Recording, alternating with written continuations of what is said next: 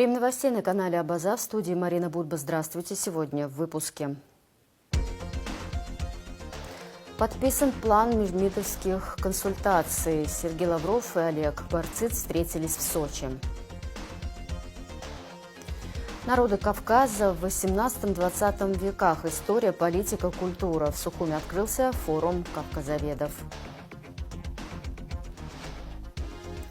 Под южным небом 2 выставками открылся центральный выставочный зал после капитального ремонта.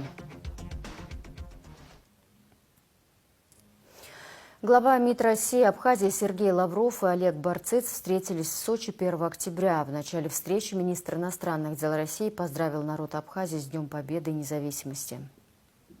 Мы встречались 6 июня в Москве и за прошедшие месяцы отмечаем, произошло много полезных событий для двусторонних отношений и для дипломатической активности Республики Абхазия. 21 июля в Сухуми прошло очередное заседание Межправкомиссии по социально-экономическому сотрудничеству. Были приняты важные решения, которые касаются абхазского народного хозяйства и гуманитарного сектора. Несколько раз республику посещал первый заместитель руководителя администрации президента России Сергей Кириенко. Я с ним разговаривал, он дает очень высокую оценку ходу реализации совместных проектов, о которых договаривались президенты Путин и Гунба. Речь, в частности, о реконструкции объектов городской транспортной и социальной инфраструктуры, реновации мемориальных памятников и других важных начинаниях. Мы весьма удовлетворены, что эта деятельность уже дает позитивные результаты и способствует укреплению вашей экономики и нашей дружбы. И, кстати, способствует улучшению качества жизни и отдыха в Республике Абхазия. Хорошим примером могут служить данные туристической индустрии о росте турпотока в Абхазию из России по сравнению с прошлым годом на 20%. И рассчитываем, что работа по модернизации сервиса, созданию благоприятных условий для частных инвестиций в страну продолжится. Со своей стороны будем и далее оказывать суверенной, независимой Абхазии комплексное содействие в ее развитии, в обеспечении безопасности. Это всецело отвечает интересам наших народов. И недавно вы осуществили ряд официальных зарубежных поездок в ряд стран. И с интересом, конечно, ознакомимся с вашими впечатлениями сегодня. И подпишем сегодня план консультаций между нашими министерствами на 26-27 годы. Это, безусловно, будет способствовать повышению эффективности внешнеполитической координации. Так что сегодня все эти вопросы обсудим, и будут очень интересны ваши оценки положения дел в регионе и ваших контактов с зарубежными партнерами. Спасибо, пожалуйста. За столь короткий период, 2-я встреча, для нас это очень позитивный сигнал. Действительно, как вы совершенно справедливо заметили, интенсифицируется сотрудничество Республики Абхазия и Российской Федерации в самых широких областях взаимодействия. Реализуются масштабные инфраструктурные проекты. Вы затронули вот сейчас сферу туризма. Мы хотим с чувством глубокого удовлетворения сказать, что один из наиболее амбициозных реализованных проектов, наш международный аэропорт Сухумский, уже принял на сегодняшний день более 100 тысяч пассажиров. И для нас это очень позитивный сигнал. Это сигнал о том, что мы движемся вместе с нашим стратегическим союзником и партнером в нужном направлении. Эффект очевиден. Также активно работает ряд программ по здравоохранению. В стадии завершения находится республиканская детская больница. Для нашей страны это крайне важно. Некоторые другие объекты с очень высоким оснащением технологическим. Это касается здоровья нации, здоровья молодого поколения. Активно реализуются образовательные и молодежные программы. Значительное количество наших молодых соотечественников уже успели побывать в образовательных кластерах таких как мастерское управление «Синеж» и ряд других форматов. Недавно начало функционировать на территории Абхазии Всероссийское общество знания. Для нас это тоже очень важный позитивный сигнал. Мы активно движемся по пути вот подобного рода взаимодействия. Ну, разумеется, крайне важная составляющая для нашего глобального сотрудничества – это сохранение высоких стандартов безопасности в регионе, что осуществляется при помощи наших российских союзников и коллег. В настоящее время проводится ряд мероприятий по взаимным учениям двух министерств обороны, отрабатываются элементы боевого слаживания, проводятся разнообразные тренинги. Для нас это еще один очень важный формат, который гарантирует защиту нашей страны от военно-политических рисков. Конечно, не могу не сказать на сегодняшней встрече о том, что уже реализуется, мы в прошлой встрече обсуждали это, реализуется образовательный проект для руководящего состава МИДа Республики Абхазия в стенах МГИМО. Мы об этом говорили в первой встрече, и вот сегодня это уже реальность. Это то, что сегодня подпитывает нас компетенциями, новыми знаниями в партнерстве с нашими российскими друзьями и коллегами. Один из важных проектов в ближайшее время будет реализован, он уже на стадии завершения. Это создание нашего национального торгово-выставочного и культурного центра в самом амбициозном пространстве, экскурсионном, историческом ВДНХ. Мы активно реализуем нашу внешнеполитическую деятельность. Это всегда скоординированные действия, и всегда это происходит при помощи наших российских коллег. Вы совершенно справедливо заметили, что осуществлен ряд зарубежных визитов. О них, конечно, я расскажу позже.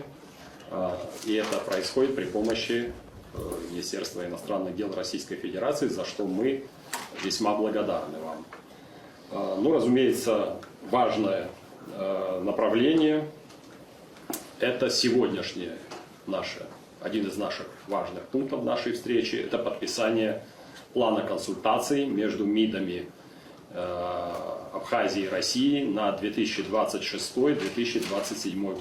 Это еще одно подтверждение того, что межмидовское взаимодействие Абхазии и России проистекает очень интенсивно, на высоком профессиональном уровне и всегда при союзническом и дружеском взаиморасположении. За это мы вам очень благодарны. Главы МИД России и Абхазии подписали план межмидовских консультаций на 2026-2027 годы. Документ будет способствовать повышению эффективности межмуниципальной политической координации, отметил Сергей Лавров. План консультаций предусматривает рассмотрение актуальных вопросов двусторонних отношений, развитие двусторонней договорно-правовой базы, информационное сопровождение внешнеполитической деятельности Абхазии и России, организацию научно-практических семинаров, конференций, круглых столов, оказание содействия в проведении культурных и спортивных мероприятий. В Сухуми открылся 12-й международный форум историков-кавказоведов народа Кавказа в XVIII-XXI веке. История, политика, культура. В нем участвуют более 250 ученых из Абхазии, России, стран Кавказа и Европы. Форум приурочен сразу к 3 памятным датам: 80-летию Победы в Великой Отечественной войне, 100-летию Абхазского института гуманитарных исследований имени Дмитрия Гули и 80-летию со дня рождения первого президента Абхазии Владислава Арденба. Подробности в репортаже Заура Кварче. Форум собрал ведущих специалистов по истории, политике и культуре Кавказа. Открывая заседание, директор Абхазского института гуманитарных исследований Арда Ашуба отметил, что проведение форума в Сухуме символично, ведь абхазоведение является важной частью кавказоведения в целом. Международный форум кавказоведов впервые проходит за пределами Российской Федерации, а именно в Абхазии, не случайно, так как абхазоведение является неотъемлемой частью кавказоведения. Абхазская научная элита формировала не только приоритет развития государства, но и пути возрождения его суверенитета. Мы преклоняем головы перед светлой памятью наших корифеев абхазореческой науки, которые и пером, и оружием защищали нашу государственность. По мере своих сил и возможностей мы будем стараться приумножить уникальный исследовательский опыт и традиции той великой плеяды. В работе форума участвует около 250 ученых из Абхазии, России, Казахстана, Узбекистана, Армении, Турции и Германии. На открытии выступил президент Абхазии Бадрагунба. Он подчеркнул стратегическую значимость научного сотрудничества с Россией и странами региона, а также значение памятных дат, которым приурочено мероприятие. В этом году мы отмечаем 80-летие победы в Великой Отечественной войне. Это событие стало не только величайшим историческим подвигом нашего народа, но и неизменным историческим моральным духом, нравственным примером для всех поколений. 80 лет назад, в год Великой Победы, родился человек, чье имя навсегда вписано в историю Абхазии. Первый президент Республики Абхазия, выдающийся ученый и национальный лидер Владислав Григорьевич Ардзинба. Символично, что, родившись в год победы над фашизмом, он стал символом победы Абхазии в ее Отечественной войне. Третья юбилейная дата – это столетие Абхазского института гуманитарных исследований имени Дмитрия Иосифовича Гуля, Академии наук Абхазии. Это старейшее научное учреждение нашей страны, сыгравшее важную роль в сохранении и развитии нашей национальной культуры, языка и истории. Особое внимание мы придаем участию в нашем форуме наших российских коллег и ученых. Мы особенно ценим присутствие представителей Института востоковедения Российской Академии наук, где Владислав Григорьевич Ардзинба проработал многие годы и где сложился его ученый авторитет, как выдающийся исследователь истории и культуры Востока и Кавказа. Мы рассматриваем сотрудничество научных учреждений Абхазии и России как стратегически важное направление. Оно не ограничивается академическими исследованиями, но имеет огромное значение для сохранения исторической памяти, для формирования общих подходов и изучения кавказской проблематики, для передачи будущим поколениям ценностей, без которых невозможна полноценная жизнь ни одного народа. Я уверен, что ваш форум станет площадкой для глубокого и содержательного обсуждения важнейших тем, связанных с историей, политикой и культурой народов Кавказа. Пусть эти дискуссии помогут найти новые научные подходы, укрепят взаимопонимание между исследователями и станут вкладом в общее дело сохранения и развития богатого культурного наследия нашего региона. Президент также сообщил о подписанном ими распоряжении по реконструкции здания, где располагается институт. Хотел бы, чтобы вы знали, я буквально недавно посещал институт, общался с сотрудниками, с коллективом, и по итогам посещения института мною были даны поручения правительству о начале в следующем году реконструкции зданий Абхазского института. Главным событием второй части первого дня форума стало подписание соглашения о сотрудничестве между Абхазским институтом гуманитарных исследований и рядом российских и северокавказских вузов. Среди них Карачаево-Черкесский государственный университет, Чеченский государственный университет, Ставропольский государственный педагогический институт и Российский институт истории искусств. Документы предусматривают совместные проекты, конференции и обмен опытом.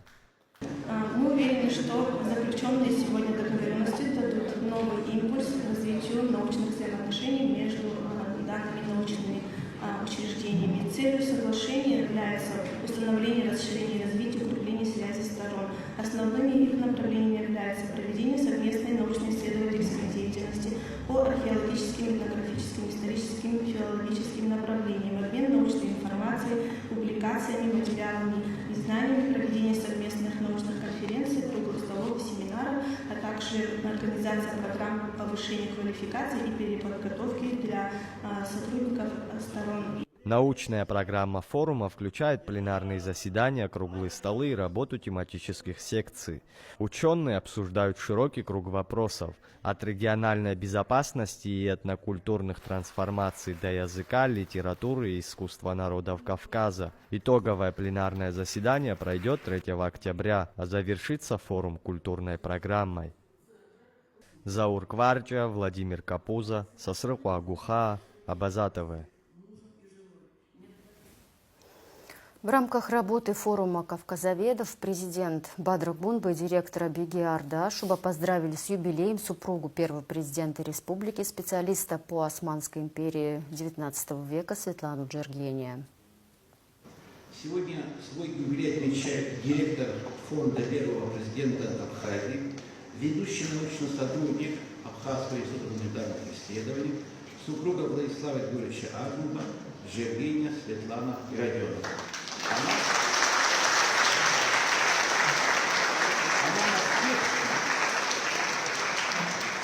Она на всех этапах жизни и славной деятельности нашего национального лидера была ему верной опорой и сегодня вносит неоценимый вклад в дело сохранения его наследия.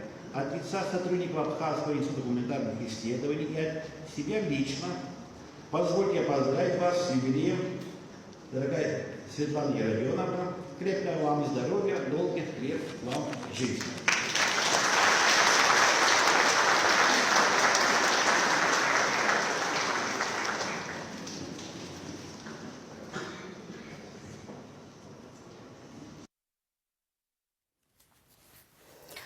2-3 октября в Абхазском институте гуманитарных исследований будут работать научные секции форума. Видеоверсию пленарного заседания форума историков-кавказоведов народы Кавказа в 18-20 веках, история, политика, культура смотрите после выпуска новостей. В Государственном комитете по репатриации состоялась торжественная церемония вручения ключей от новых квартир репатриантам. На церемонии присутствовал президент Бадр Гунба, который вручил ключи новоселам. Президент напомнил о том, что Госкомитет по репатриации был создан 32 года назад, когда еще шла война. Это было свидетельством того, какое значение придавал Владислав Арзенба вопросам возвращения соотечественников на родину, сказал Бадр Гунба. По принятой программе Государственного комитета по репатриации ежегодно мы сдаем по одному дому. В доме, дом трехэтажный, расположен в Гулибском районе, в селе Мачара. Там компактно проживают наши репатрианты. Уже по принятому проекту около 5 домов принято. Там уже живут люди. Сегодня 5-й день мы сдаем. Значит, 24 квартир.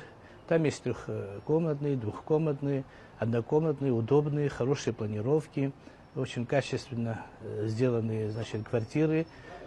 Люди, как правило, которые там живут, довольны. Конечно, очередь существует.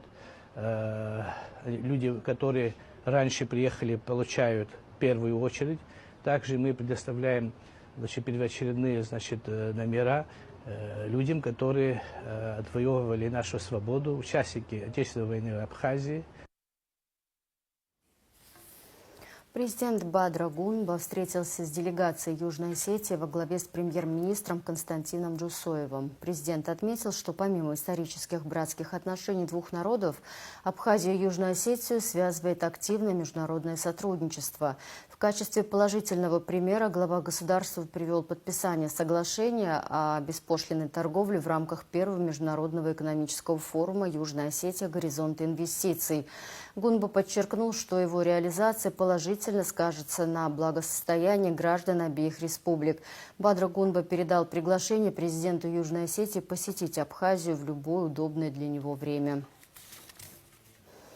Министерство культуры России взяло на себя обязательства по капитальному ремонту Сухумского музучилища. Об этом накануне рассказал первый замруководителя администрации президента России Сергей Кириенко, прибывший в Сухум на празднование 32-й годовщины победы в Отечественной войне народа Абхазии.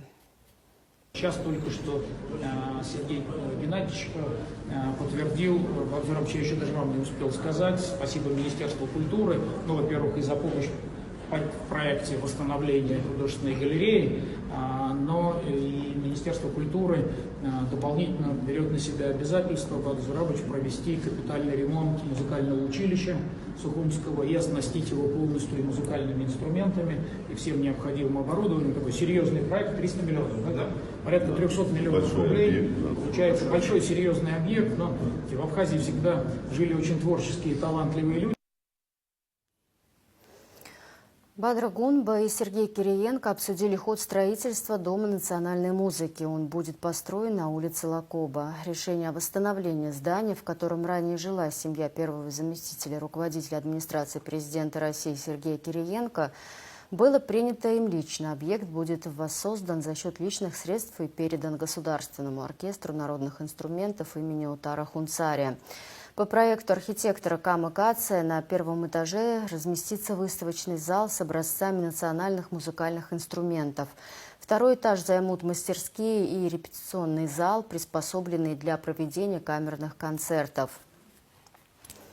Если сделать эксплуатируемую кровлю, то музыка с крыши будет звучать, конечно, великолепно, отметил Сергей Кириенко во время обсуждения проекта строительства. Сдать объект планируется в конце 2026 года.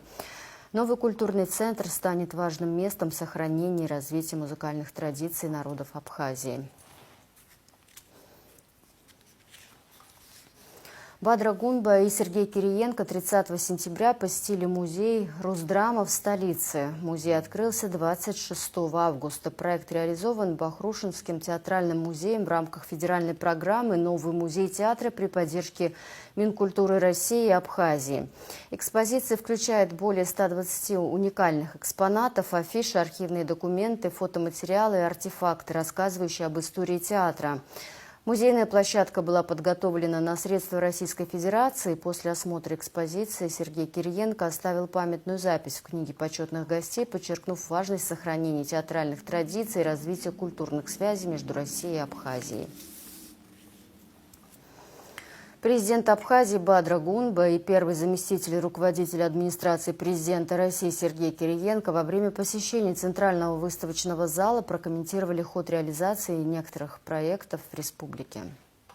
Значимое событие для нашей современной Абхазии, День Победы и Независимости в войне, которая длилась 413 дней, и память о котором жива в сердцах нашего народа. Нам очень приятно, что сегодня вместе с нами приехали и разделили эти торжества, праздничные мероприятия. Сегодня благодарю вас за ваш визит. Это очередной показатель того, что мы выстраиваем особый уровень взаимоотношений, союзнических, братских взаимоотношений. И мы в рамках сегодняшней нашей встречи говорили о тех проектах, которым мы дали старт ранее, и ход реализации этих проектов сегодня мы обсудили. В первую очередь хочу всех еще раз поздравить с Днем Победы и Независимости, великим праздником. 32 года назад абхазский народ доказал всему миру свое мужество, свою волю, свою готовность стоять свое право на независимость, на свой выбор культуры, языка, своего будущего.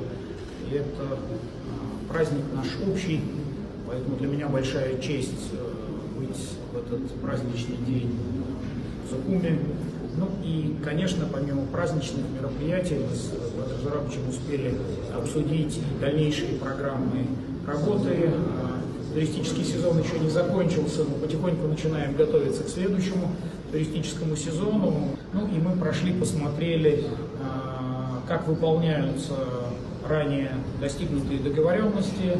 Значит, это важно. Меня порадовало, что все работы идут в соответствии с графиком. Ну и мы также видим, знаете, хочу сказать спасибо всем ребятам из команды Абхазии, потому что они не просто предлагают очень интересные идеи, но видно, что они их последовательно реализовывают. У нас будет появляться все большее количество и объектов, и событий, которые будут позволять людям, которые влюблены в Абхазию, приезжать сюда не только летом. Да, нам надо потихоньку приучить всех, что сезон в Абхазии круглый год. а не только в 3 летних месяца. Уверен, что это получится. Еще раз всех с праздником.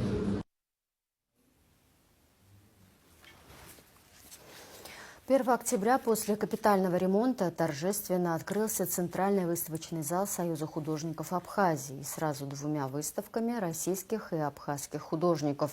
Картины из коллекции российских музеев разных лет от 19 до 21 века привезла в Абхазию Российская галерея искусств, в том числе эскизы Александра Шервашидзе-Чачба. Подробности у Марианы Котовой.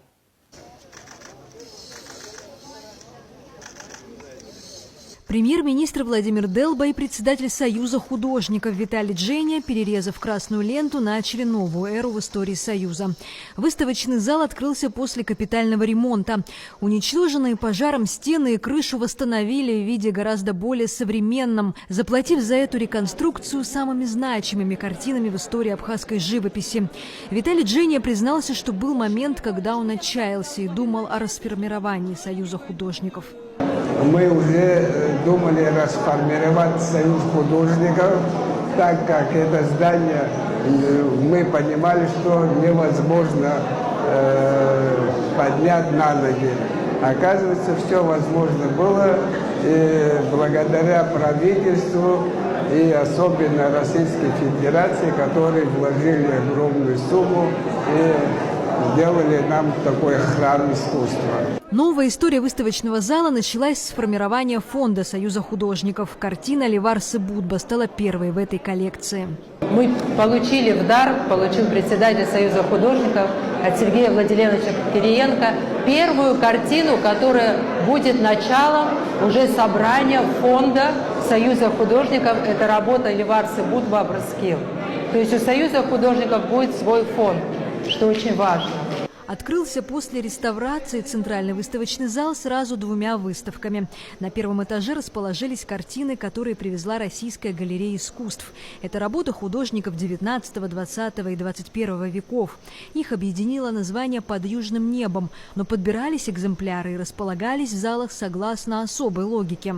Лев Лагорио интересен для нас тем, что, да, он был здесь, в Абхазии, в 1851 году, но не раз возвращался и тоже был не единожды награжден за то, что он, собственно, показывал тоже такую мягкую, но правдивую картину природы, которая здесь его поражала другим освещением, южной спецификой. Он был по верноподданству изначально генуэзцем, поэтому как только мы сопоставили, что резиденция владетелей Чачба находилась в Генуэзском замке, мы, соответственно, эту линию здесь продолжили.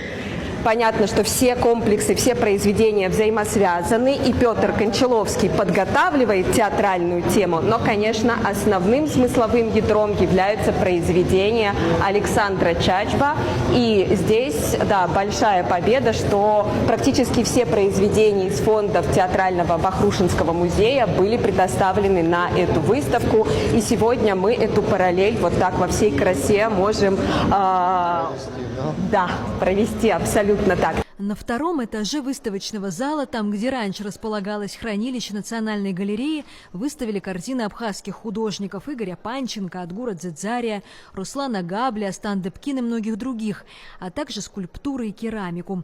По словам художников, восполнить то, что было утеряно в пожаре, невозможно, но есть шанс развить современное искусство, и теперь для этого есть материальная база. Когда есть какая-то емкость, да, то все время туда что-нибудь стремится. Но другое дело, чем будет заполняться, как вот это качество, как здесь развиваться. Ну, тут, так сказать, рецепта нет такого. Но тут уже это большие процессы в нашем маленьком обществе, но, тем не менее, они должны быть. Потому что у нас немножко есть вот этот консервативизм, да, такой, то есть и боязнь чего-то там нового. И тут уже вот сложнее, потому что как нам сохранять как бы самоидентичность, да, и при этом искусство, оно как-то все-таки вне каких-то там рамок. Для обмена опытом, развития насмотренности и установления творческих контактов у чиновников от культуры уже налажены связи с российскими коллегами. Мы сегодня присутствуем на открытии восстановленного нашего выставочного зала. И я выражаю надежду, и я уверен, что этот выставочный зал и то, что мы сегодня видим, он станет началом большого, хорошего будущего. Мы сегодня обсуждали с коллегами, уже говорим о будущих планах, о совместных выставках, о совместных проектах. Самые талантливые абхазские художники смогут участвовать в мастер-классах в России, а российские художники приезжают на пленэр в Абхазию. Сегодня договорились с министром культуры Абхазии, о межкультурном обмене юных дарований, не только детей. При Российской галерее искусств в Севастополе будет открыт творческий центр уже в декабре, где будут преподавать наши преподаватели живописи, масляной живописи, графики, наши скульпторы. Будут давать мастер-классы. И, соответственно, наши ребята будут ездить к вам, ваши ребята будут ездить к нам. Надеюсь, это послужит межкультурному диалогу между двумя странами. Обе выставки продлятся 2 месяца, но работы российских художников музейной ценности и находятся под особой охраной. Для их экспозиции необходимо соблюдать строгий режим температуры и влажности. Поэтому находиться в зале одновременно могут не более 20 человек. Но, как сказал исполняющий обязанности директор Российской галереи, срок выставки могут продлить до конца января.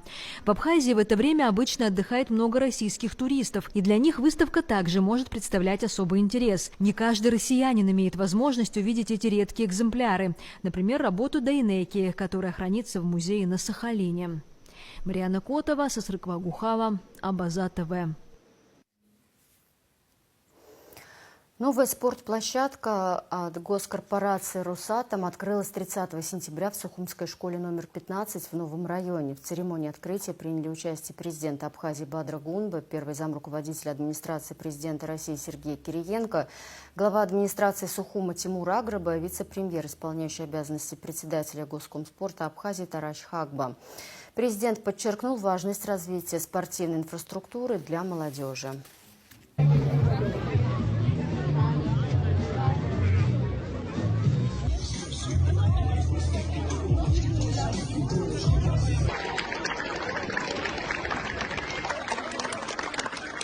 Сегодня активно развивается инфраструктура для молодых, активных людей, спортивные площадки, спортивные залы. Это особая возможность для подрастающего поколения быть физически здоровыми, быть душевно, морально крепкими. И именно эти условия создают благоприятную атмосферу, в том числе среди сверстников молодежи, в обществе в целом. Очень справедливо, что к 80-летию атомной отрасли Росатом, концерна Росэнергоатом, такой подарок разместили здесь, в Абхазии. Это просто историческая справедливость. Не знаю, все ли вы, ребята, знаете, но когда-то, 80 лет назад, когда создавалась атомная отрасль Советского Союза, одним из первых мест, где зарождалась атомная отрасль Советского Союза, была Абхазия. Здесь были созданы 2 совершенно секретные лаборатории, в которых создавалось ядерное оружие Советского Союза, остановившее Третью мировую войну. Поэтому спасибо Росатому, поздравляю всех с праздником. Ну и сегодня есть еще один праздник, сегодня православный праздник «Вера, надежда, любовь». Я хочу вам пожелать, чтобы и вера, и надежда, и любовь всегда были с каждым из вас. С праздником вас! Пожалуйста, Сергей Владимирович, это будет символическое вбрасывание мяча, которое вы вместе произведете. Раз, два, три. Ура! Аплодисменты! Попасть в кольцо! Есть!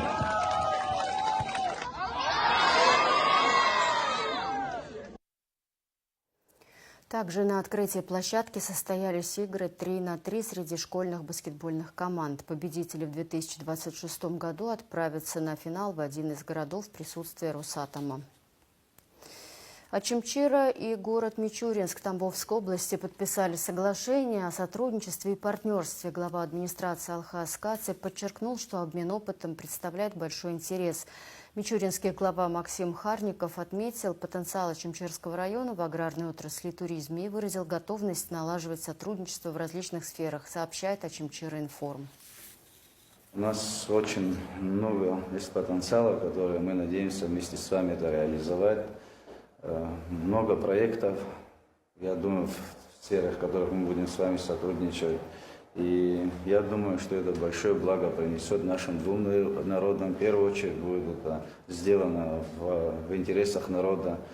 Мы, скорее, наверняка и в первую очередь будем использовать тот потенциал, тот огромный опыт, который есть в городе Мичуринск. Это город Наукоград, который передовым городом является в области селекции, биологии, сельского хозяйства, агрария.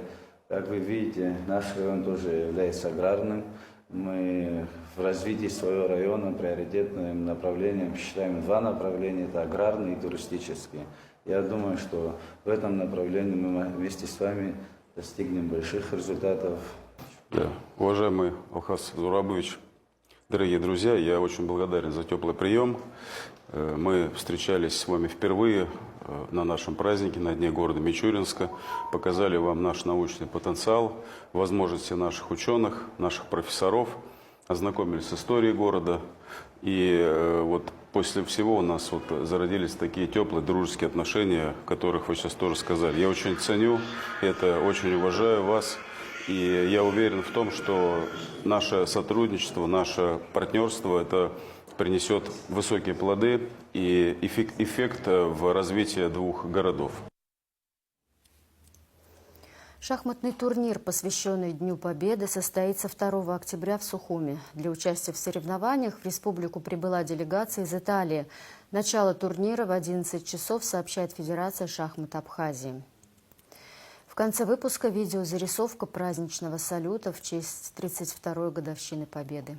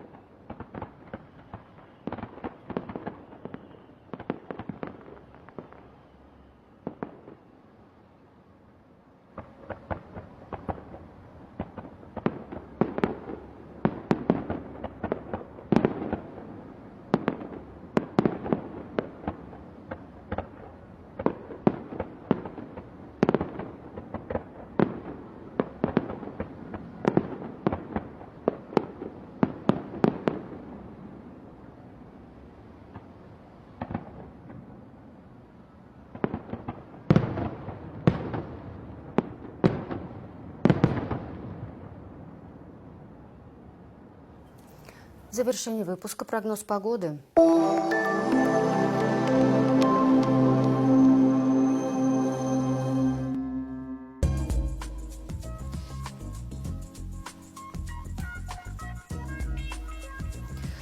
Второго октября в Абхазии ожидается переменная облачность без осадков. Атмосферное давление повышенное, ветер слабо умеренный 3,8 метров в секунду. Температура воздуха ночью 11-16, днем 16-21. Относительная влажность воздуха 60-90%.